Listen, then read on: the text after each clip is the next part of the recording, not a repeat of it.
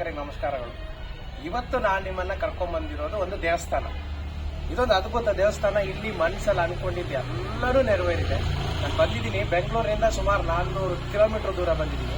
ಇಲ್ಲೊಂದು ದೇವಸ್ಥಾನ ನಮ್ಮ ಕರಾವಳಿ, ನಮ್ಮ ತುಳುನಾಡಿನಲ್ಲಿ ಸಿಕ್ಕಾಬಟ್ಟೆ ಜನರಿಗೆ ಗೊತ್ತಿರುವಂತ ದೇವಸ್ಥಾನ ಇದು ಪೆರಣಂಕಿಲ ಅಂತ. ಇಲ್ಲಿ ಉದ್ಭವ ಗಣಪತಿ ಬಗ್ಗೆ ಒಂದಿಷ್ಟು ಮಾತಾಡೋದಿದೆ, ಆ ದೇವಸ್ಥಾನ ನೋಡೋದು ಇದೆ. ಆಮೇಲೆ ಕೊಪ್ಪರಿಗೆ ಅಪ್ಪ ಅನ್ನುವಂತ ಒಂದು ಸೇವೆ ಕೊಟ್ಬಿಟ್ರೆ ಮನಸ್ಸಲ್ಲಿ ಅನ್ಕೊಂಡಿದ್ದನ್ನೆಲ್ಲ ಆ ಗಣಪತಿ ನೆರವೇರಿಸ್ತಾನೆ. ಅಂತ ಒಂದು ದೇವಸ್ಥಾನವನ್ನ ನಾನು ನಿಮ್ಗೆ ಇವತ್ತು ತೋರಿಸ್ತೇನೆ. ಬನ್ನಿ, ಉಡುಪಿಯಲ್ಲಿರುವಂತಹ ಒಂದು ಪೆರಣಂಕಿಲ ದೇವಸ್ಥಾನಕ್ಕೆ ಹೋಗಿ ಬರೋಣ. ಅದೇ ದೇವಸ್ಥಾನದ ಮೂರ್ತಿ ಆಗ್ಲಿ, ದೇವರ ಒಳಗೆ ಗರ್ಭಗುಡಿಯ ಪೂಜೆ ಆಗ್ಲಿ ಯಾವುದು ತೋರಿಸುವಾಗಿಲ್ಲ, ಶೂಟ್ ಇಲ್ಲ.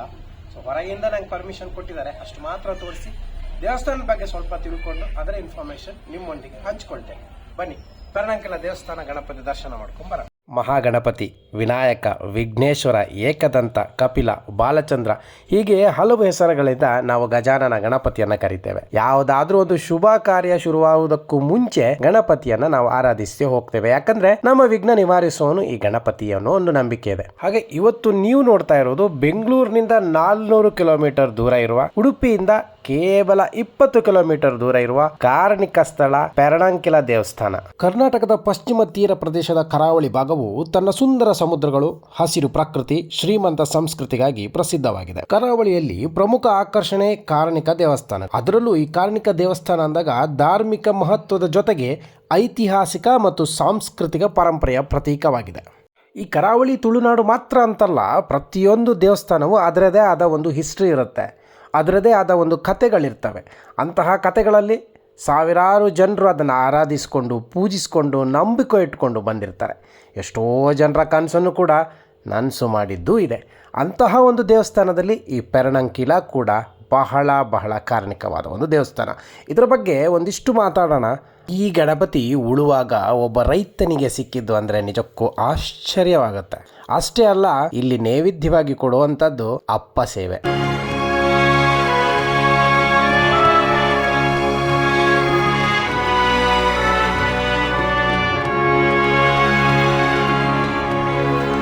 ನಮಸ್ತೆ.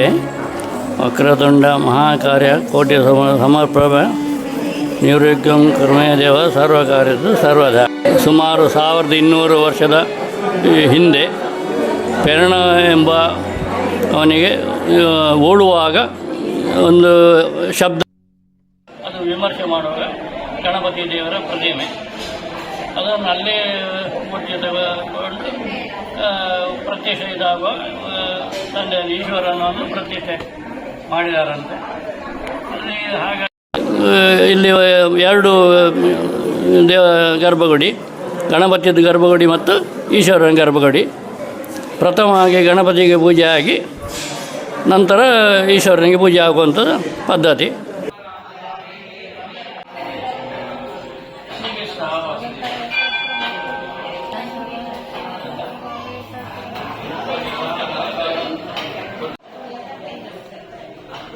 ಬನ್ನಿ.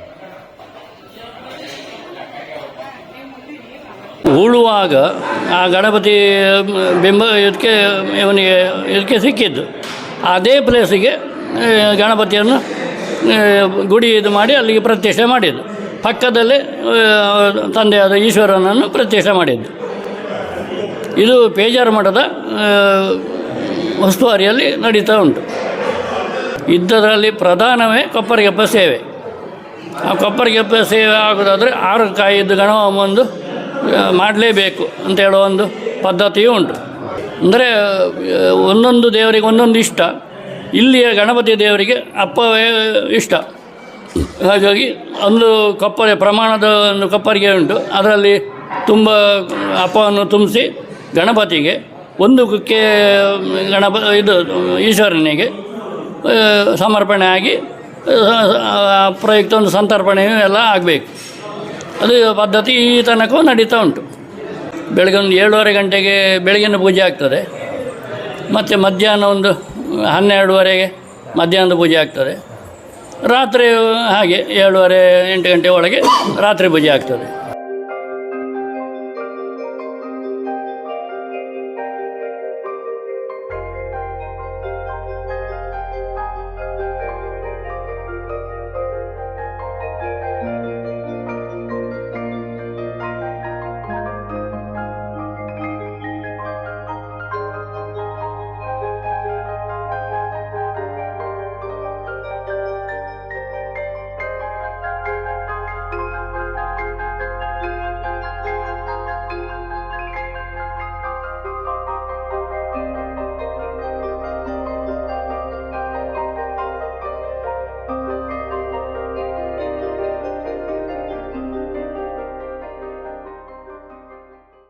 ಹಳೆಯ ದೇವಸ್ಥಾನ ಇದು ಸಂಪೂರ್ಣವಾಗಿ ಪೇಜಾವರ ಶ್ರೀ ಪೇಜಾವರ ಮಠದಲ್ಲಿದೆ.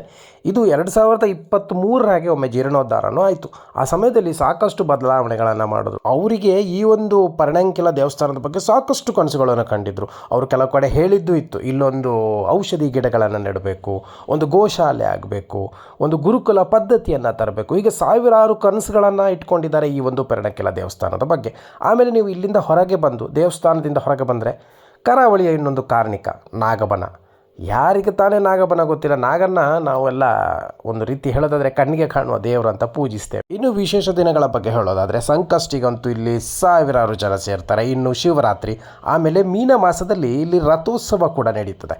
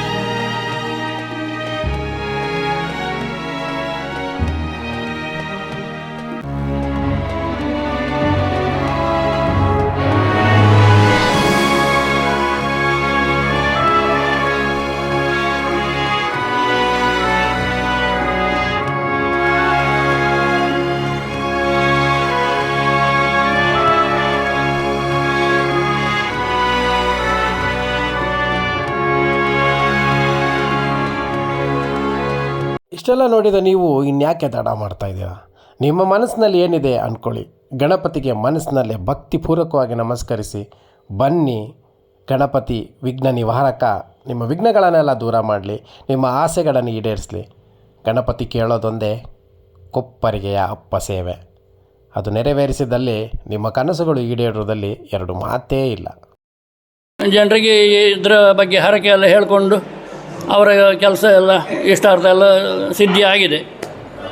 ಹಾಗಾಗಿ ಇದರ ಬಗ್ಗೆ ಹೆಚ್ಚಿನವರಿಗೆ ಪ್ರೀತಿ ಇದೆ.